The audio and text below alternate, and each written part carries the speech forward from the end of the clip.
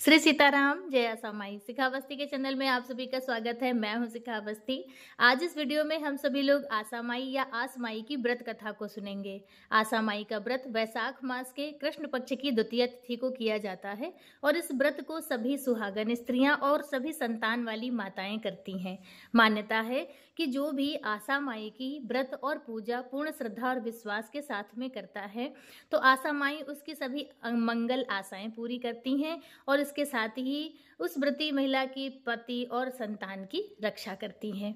तो चलिए व्रत कथा को प्रारंभ करते हैं। एक राजा और रानी थे। उनका इकलौता पुत्र था। इकलौता होने के कारण बहुत ही ज्यादा वो बिगड़ गया था। अपनी प्रजा को बहुत परेशान करता था। रास्ते में जो महिलाएं पानी भरने के लिए जाती थी तो उनके मटके फोड़ देता था और उनका पानी सारा गिरा देता था, जिससे प्रजा बहुत ज्यादा परेशान हुई और वह शिकायत लेकर राजा के दरबार में पहुंची।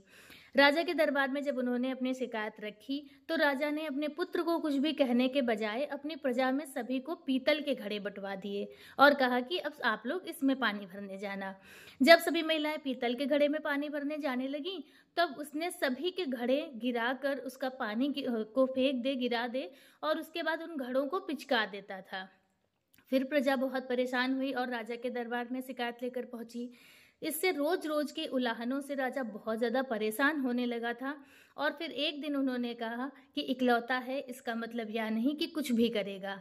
और फिर क्रोध में आकर राजा ने अपने पुत्र को देश निकाला का आदेश दे दिया। राज्य के जो राजमहल के गेट पर ही उन्होंने लिख दिया कि इस राज्य का अन्न और जल भी छूना उसे पाप है, अगर वह छुएगा तो उसे इसका अपराध लगेगा। और वह देश निकाला का उसे आदेश दे देते हैं।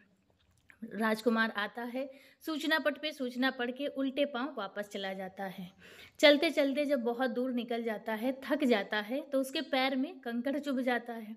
तो झुक के वो कंकड़ को निकालने लगता है। उसी जगह एक पीपल के पेड़ के नीचे 4 बूढ़ी महिलाएं बैठी थीं। तो उन चारों में आपस में बात करने लगी। सभी कहें कि इसने मुझे प्रणाम किया, इसने मुझे प्रणाम किया। तो उन चारों महिलाओं ने कहा कि चलो इस बेटे से ही पूछ लेते हैं कि इसने किसे प्रणाम किया है। तब वो जाकर पूछा कि बेटा तुमने किसे प्रणाम किया। तो राजकुमार ने कहा कि आप लोग हैं कौन। तब सबसे पहले एक माई ने कहा कि मैं भूख माई हूँ। तो राजकुमार ने कहा कि जब भूख लगती है तो रूखा सूखा खाकर भी पेट भर जाता है और 56 भोग खाने से भी पेट भर जाता है, इसलिए मैंने आपको प्रणाम नहीं किया। कहा मैं प्यास माई हूँ। तो राजकुमार ने कहा कि जब प्यास लगती है तो आप हाथ से चुल्लू में भी पानी पी सकते हैं और किसी सोने के पात्र में भी पानी पीकर अपनी प्यास को बुझा सकते हैं, इसलिए मैंने आपको भी प्रणाम नहीं किया। फिर तीसरी माई ने कहा कि मैं नींद माई हूँ। तो राजकुमार ने कहा कि जब नींद आती है तो सूखे पत्तों पर भी लोग सो सकते हैं और आलीशान अपनी बेड पे भी सो सकते हैं, तो इसलिए मैंने आपको भी प्रणाम नहीं किया। फिर चौथी माई जो थी उन्होंने कहा कि मैं आशा माई हूँ। तब राजकुमार को अचानक से याद आता है कि उसकी माँ आशा माई की पूजा करती है। तो उसने कहा हाँ हाँ, मैंने आपको ही प्रणाम किया, जिससे आशा माई बहुत प्रसन्न होती हैं और वह उस बेटे को खूब सारा आशीर्वाद देती हैं और आशीर्वाद में ही उन्हें वह 4 कौड़ी देती हैं और कहती हैं इन कौड़ियों को तुम हमेशा अपने पास रखना और जहाँ भी यह कौड़ी तुम रख दोगे वहाँ तुम्हें सफलता ही प्राप्त होगी, तुम्हें कभी भी असफलता प्राप्त नहीं होगी। तो राजकुमार उन कौड़ियों को लेकर माता रानी का आशीर्वाद लेकर आगे चलता है। जब दूर देश किसी दूसरे देश में वो पहुंचता है तो वहां पता चलता है कि कोई राजा है जो बहुत जुआ खेलता है। जुआ खेलने में वो बहुत ही ज्यादा निपुण है। तो राजकुमार ने सोचा चलो मैं उसी के यहाँ चलता हूँ। तो राजकुमार धीरे धीरे उस राजा के राजमहल में पहुंचता है और अब जुआ खेलता है राजा के साथ में। तो राजकुमार जैसे ही बैठता है उन कौड़ियों को रख देता है उसी जगह और जुआ खेलना प्रारंभ करता है। तो धीरे धीरे करके वह जो राजकुमार है वो उस राजा का सब कुछ जीत लेता है, राजपाट, नौकर चाकर, सारा कुछ। अब राजा के पास सिर्फ उसकी एक पुत्री बचती है। तो राजा का एक बूढ़ा मंत्री होता है और वो कहता है कि अब आपके पास कुछ भी नहीं है, इसलिए आप अपनी कन्या को भी दांव पे लगा दीजिए। तो राजा फिर अपनी कन्या को दांव पे नहीं लगाता है, उस राजकुमार से अपनी कन्या का विवाह करने के लिए उससे आग्रह करता है। राजकुमार तैयार हो जाता है। राजा की जो बेटी थी वो बहुत संस्कारी थी, तो दोनों का विवाह होता है और फिर राजकुमार जो होता है वो राजाओं की भांति उस राजमहल में अपना राज्य करने लगता है। और जो राजा की पुत्री होती है तो वह कपड़े की दो गुड़िया जैसी बना के एक अपने सास और नंद की छवि बनाकर रख लेती है, और जब भी वह पूजा पाठ करे या श्रृंगार करे तो उन जो पुतलियां बना के रखती है उन्हीं के वह चरण स्पर्श करके आशीर्वाद लेती है। तो ऐसा वो हमेशा करती है। एक दिन राजकुमार उसे देख लेता है करते हुए, तो और वह झट से उन्हें छुपा लेती है। तब राजकुमार पूछता है कि तुमने क्या छुपाया, तो कहती कुछ भी नहीं। उसे लगता है कि उसका कोई है नहीं, माता पिता उसके कोई है नहीं, और अगर मैं उससे बताऊंगी तो उसे दुख होगा, उसकी आत्मा को दुख पहुंचेगा। लेकिन फिर जब राजकुमार के बहुत पूछने पर उसने कहा कि सभी अपनी सास ननद का आशीर्वाद लेती हैं, हमारे कोई है नहीं, इसलिए मैंने यह कपड़े की कठपुतली बना के रखी है सास ननद के रूप में।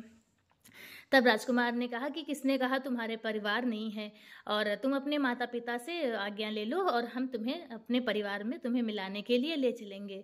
तब रानी बहुत खुश होती है राजकुमारी, और अपनी माता पिता से कहती है। तो फिर रानी जब सुनती हैं तब वह कहती हैं कि अरे बेटा, हर माँ का सपना होता है कि उसकी बेटी विदा होकर अपने ससुराल जाए, तो अगर तुम जाना चाहती हो तो बिल्कुल जाओ। फिर राजा रानी खूब धूमधाम से अपने बेटिया और दामाद को उसके अपनी बिटिया की मतलब विदाई करते हैं। फिर दोनों राजकुमार और राजकुमारी अपने देश के लिए चल देते हैं। तब राजकुमार अपनी रानी से कहता है कि एक पीपल के वृक्ष के नीचे रास्ते में 4 बूढ़ी महिलाएं मिलेंगी, उनमें से एक बूढ़ी माई आशा माई होंगी, तो उनके पैर छूना, उनसे आशीर्वाद लेना, और उनका जो मुख होगा तो उसमें अगर लार थूक कुछ लगा हो तो अपनी चुनरी से साफ कर देना। रास्ते में उसी पीपल के वृक्ष के नीचे चारों माताएं मिलती हैं, तो जिसमें राजकुमारी आशा माई के चरण छू कर और फिर अपनी चुनरी से उनका मुंह पोंछती है, उनका साज श्रृंगार करती है, तो जिससे आशा माई बहुत ही ज़्यादा प्रसन्न होती हैं और उसे पुत्रवती होने का आशीर्वाद देती हैं।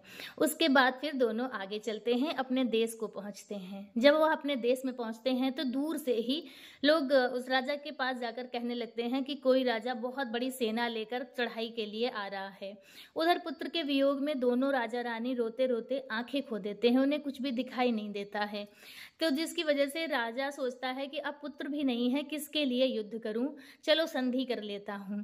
तो हाथ में पान और दही लेकर वह पैदल ही चल देता है।